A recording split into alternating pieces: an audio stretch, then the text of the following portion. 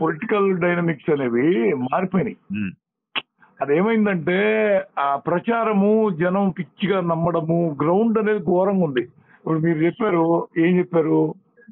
So ఇక్కడ ఇవి ఉన్నాయి, అవి ఉన్నాయి, ఇవి అయిపోయింది.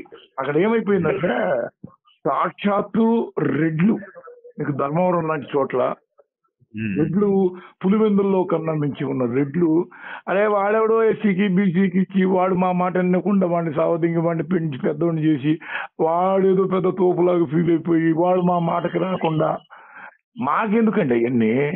అదేదో టీడీపీ ఉంటే ఈ నా కొడుకుని తొక్కి తాట తీసి మొత్తం సవర్ తీస్తాడు బాబు. వాళ్ళలాగా ఉండాల.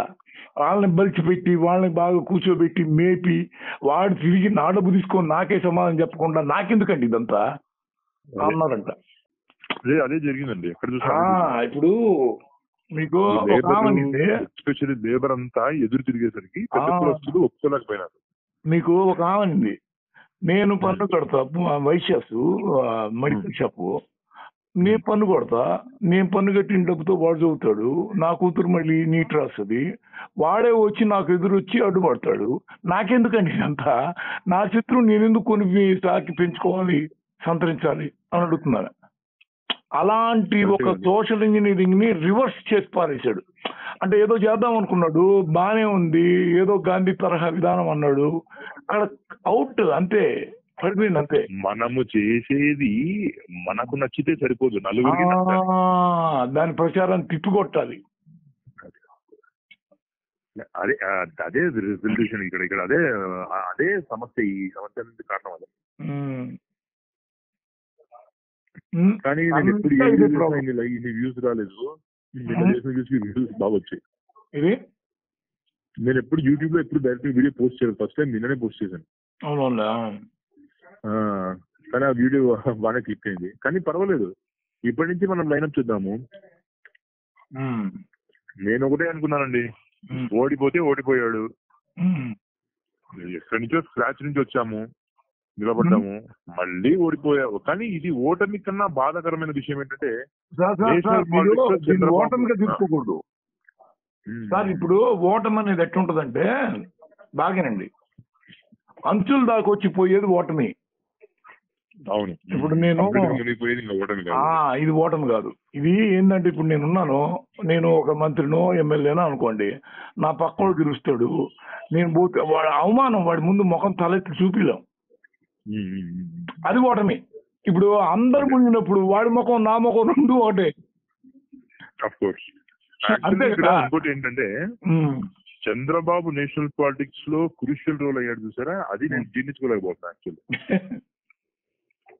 మళ్ళీ సెంటర్ లో మోడీ, మీకు ఒక అద్భుతమైన విషయం చెప్తాను సార్.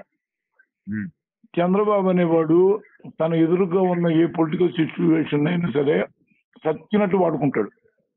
అవును, ప్రతిదాన్ని వాడుకుంటాడు. వాడుకున్న వాడు ఏం చేస్తాడంటే విలన్ అవుతూ వస్తాడు. ఈయనేం లేదు, 5 స్టార్ యాడిది, ఏమీ చేయకుండా ఉండి కూడా హీరో అనిపించుకోవడం. సైలెంట్గా ఉంటే వాడి సాగు వాడు పోయి వాడే తువ్వి నీకు తీసుకొచ్చి ఎదురుగా నిలబెడతాడు. నువ్వు అసలు తొయ్యను కూడా ఎక్కడ వాడి పెట్టిపోతాడు. అతని యొక్క పెద్ద ప్రధాన ప్రాబ్లం, అతని సమస్య అతనే కొనుక్కుంటాడు, అతని యొక్క కొమ్మ అతనే నరుక్కుంటాడు, అతని యొక్క ఓవర్ యాక్షన్ అతనే చేస్తాడు, అతను కుదురుగానే ఉండడు. ఎన్డీఏ ఇప్పుడు పోయాడు కదా, ఎన్డీఏ మీకు ఇండియా కూటమి అతనికి ఆఫర్ చేస్తుందంట. అవును మరి, నువ్వు అసలు కేసీ వేణుగోపాల్ వెంటనే వచ్చి కూర్చున్నాడు ఇంట్లో. యాక్చువల్లీ నేను ఇప్పుడు నెక్స్ట్ చేయబోయే వీడియో కూడా అదే, ఎన్డీఏ నుంచి ఇండియాలోకి చంద్రబాబు చూద్దాం.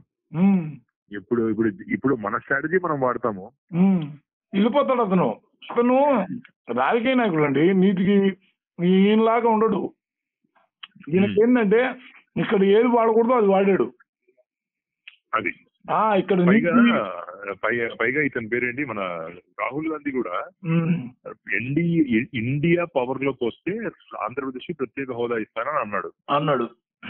మోడీ అయితే ఇప్పుడు దాకా అనలేదు కదా. ప్రత్యేక హోదా ఎవడిస్తే వాడి వైపు వెళ్ళిపోవాలి కదా. మన ఆంధ్రప్రదేశ్ బాగుపడడం కోసం సీఎం అయిన చంద్రబాబుని ఇతను ఇండియాలోకి వెళ్ళిపోవాలి.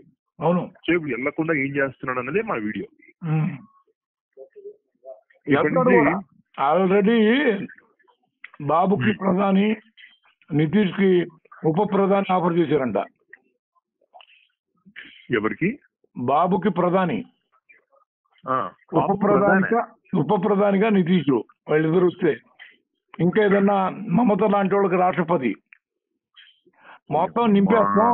నేను ఏఐసి ప్రెసిడెంట్ గా ఉండి ఏదో ఇక్కడికి పార్టీని చూసుకుంటా, నాకు అక్కర్లేదు, మీ కూటమి మీరు వస్తే చాలు అనే ఆఫర్లు అన్ని ఇచ్చేసాడు, ప్రకటించేసాడు. అయిపోయినాయి, పాస్ అయిపోయినాయి, వాళ్ళ దగ్గరికి వెళ్ళిపోయినాయి. ఇప్పుడు ఏం లేదు, ఇతనేం లేదు, వచ్చి ప్రత్యేక హోదా ఇస్తానంటున్నారు, ఏమంటారు తమ్ముళ్ళు అని అడుగుతాడు. పదండి పదండి పదండి అని అంటారు వాళ్ళు. మోడీ హయాంలో మోడీతో ఉండడం అంటే కుక్కని పేరులా పక్కన పడి ఉండడమే. అవును. ఇంకోటి ఏంటంటే మోడీ అనేవాడికి చంద్రబాబుకి బీభత్సమైన వైరల్లీ ఉంది. అవును, వాళ్ళిద్దరికి అసలు ఒకరంటే ఒకరు సరిపోదు. వాడు బచ్చగాడు, నా ముందు నేను వాడికి ముందు సీఎం అయినోడిని అనే అహంకారం అవుతుంది.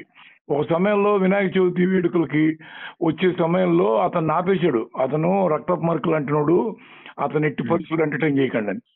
ఈ రోజున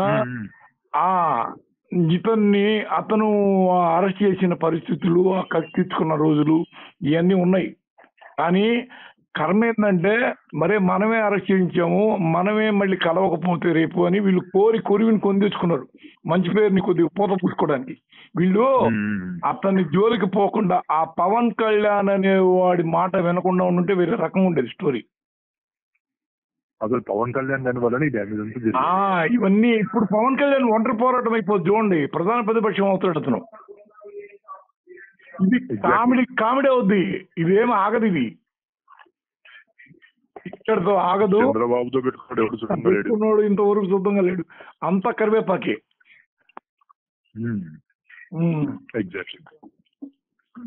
కాబట్టి మనం అంతా కొంచెం బెటర్ గా చేద్దాం.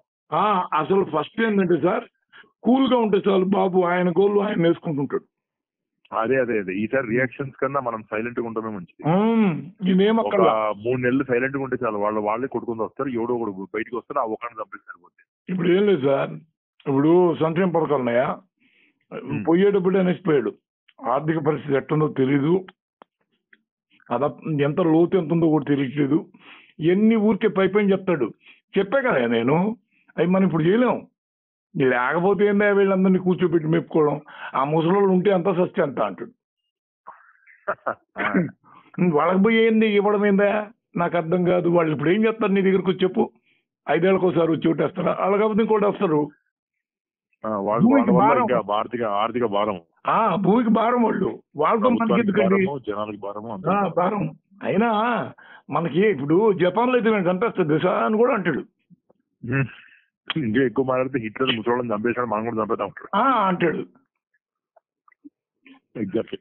ఇప్పుడు పోయిసారి కూడా అంతే కదా.